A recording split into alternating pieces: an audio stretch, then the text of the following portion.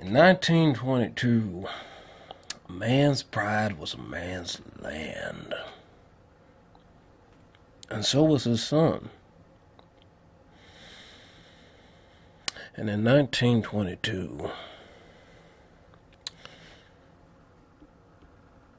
I murdered my wife. What's going on, guys? What's going on? Howdy. Let's go ahead and get it. So I also had the chance to watch Zak. What's the filmmaker's last name? Anyways, I got to watch the new Netflix original film 1922, based off Stephen King's short story from a little ways back, and I gotta say, god damn, this has been such a fantastic year for Stephen King. I mean, granted, you know, Dark Tower was a huge, resounding thud, but seriously, Dark Tower, 1922, Jor-Els Game, It. We all know how much I loved It. Okay, no point going there, but this has just been such a great time for Stephen King, and I thought that Jor-Els Game was fantastic, and I thought that 1922 was fantastic. I actually think that Jor-Els Game, and for the record, 1922, Jor-Els Game, these are two stories that I was not personally aware of until I heard about the cinematic counterparts, but nevertheless, Jor-Els Game was fantastic. This film is fantastic. First off, let's just go ahead and do a quick little a quick little deep dive, shall we? Let's talk about my boy Thomas Jane. This is seriously the best performance that this man has ever done in his whole life. Okay, and I've been looking for interviews because I'm a big interview junkie. I'm very fascinated to kind of peek under the curtain to see what the real actor or actress is like and how they prepare for the role. There's not too many interviews, like, at all for 1922, which is a goddamn shame because his performance is one of the year's best. Carla Gugino from Jor-Els Game and Thomas, his performance is outstanding. One of the best male performances of the year. Holy shit. His performance is worth the price of admission alone. His goddamn accent, I've been imitating for hours each day. His accent is so... Okay, at the beginning of the film, right, there was one time where I think his son Henry was trying to, work a tractor or some shit. Some kind of vehicle. And Thomas... is that his goddamn name? Oh, am I fucking up his name? Jesus Christ. No, it's Thomas Jane. I got it. Bitches. I got it. Anyway. But Thomas Jane, there's a moment where he was talking to his son, and his son was inside some vehicle, some kind of tractor or something.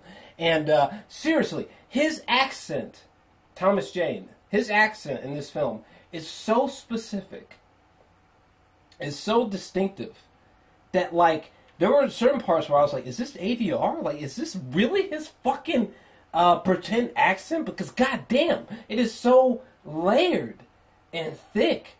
And there's certain times where, if you pay attention to how he speaks, it would appear that he's speaking through his teeth, you know? And, like, there's just all these little subtleties and nuances to his performance that are just outstanding. Like dead serious. Like, his performance is impeccable. It's just a sight to behold. It's really engrossing. I mean, honestly, this movie is a 50-50. 50% the story is well executed, and 50% is anchored by this man's performance. It's outstanding. I think the rest of the cast is nowhere near his performance, but the rest of the cast is very sufficient. I think that, Jesus, what's her name? Molly Parker. I almost fucked her name up, didn't I? Molly Parker.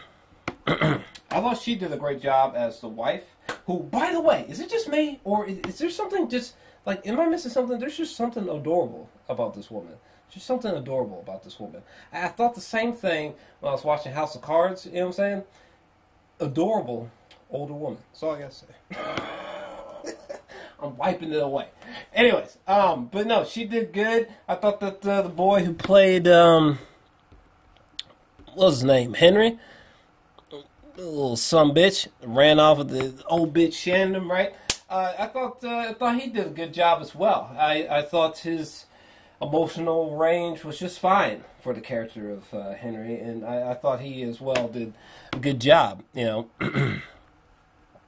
Let me just stick this bad boy up here. Am I fucking up? No, I'm not. Alright. I'm going to stick this up here. Anyway. Yeah. I thought the performances were all sufficient. But obviously Thomas Jane was the best.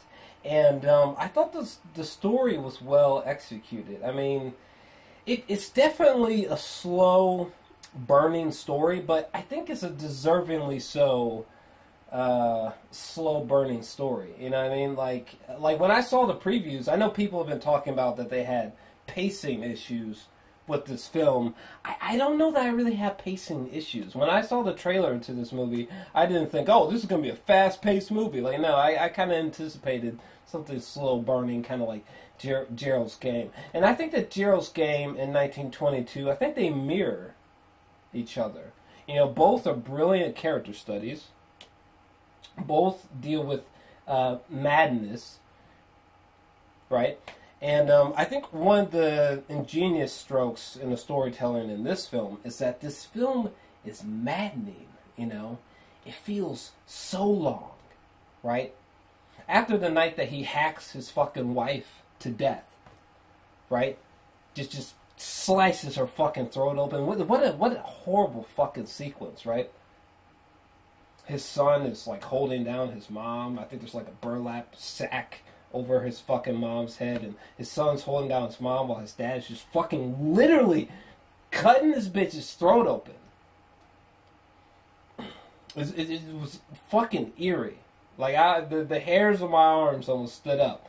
The horror in this film is captured brilliantly. Jesus, I'm escaping the character name. What was the character name? Wilfred James, the son of a bitch. When he's slashing at his wife's throat and she's just throbbing and thrusting about and whatnot, it's just so fucking disturbing. Holy shit. And then, even when Thomas Jane was in the cornfields just a couple nights before, talking to his son about, you know, sometimes you gotta hurt people. It's just like, what the fuck? This is creepy as shit. And then after they kill the mother, they fucking just dump her ass in a well.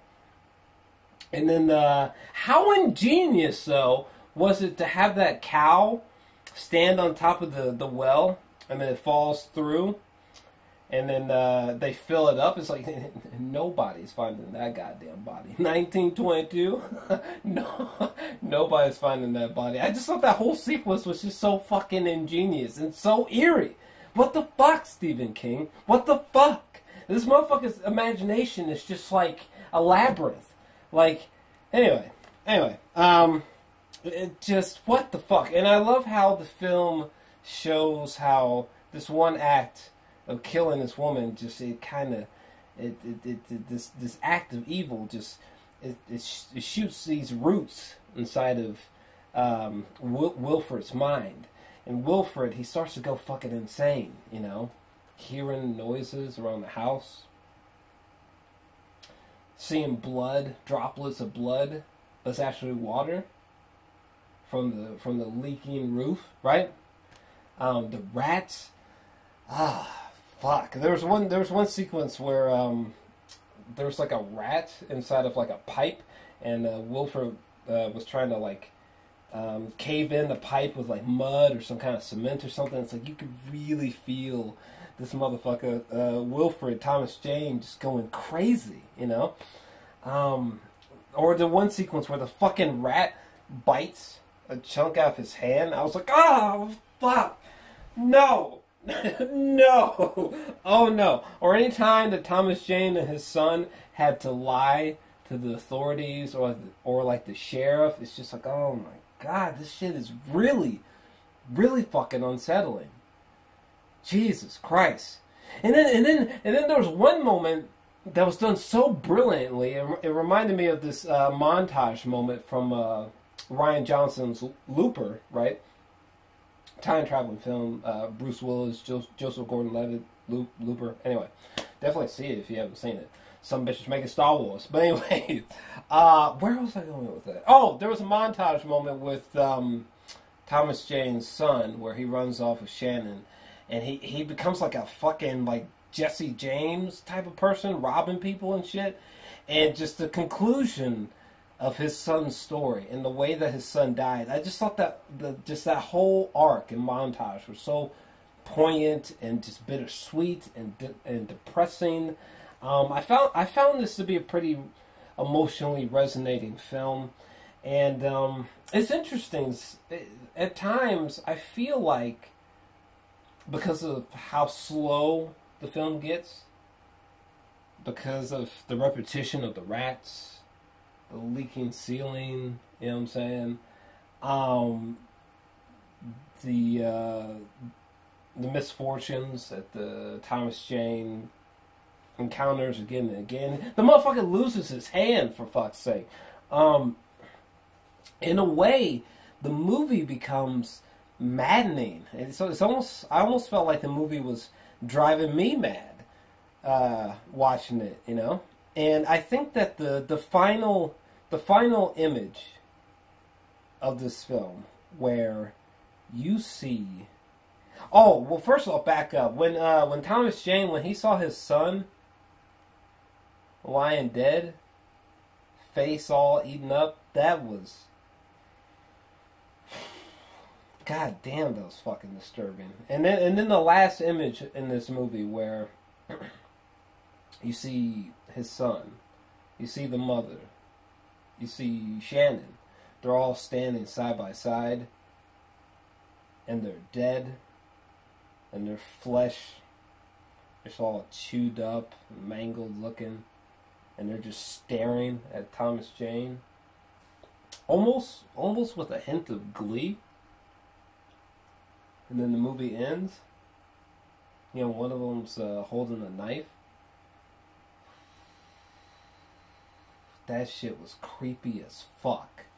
Jesus Christ. I really enjoyed this film. It's just, you know, it's very similar to Jor-Els Game, you know? Very similar in that in both movies, the replay value is not that high.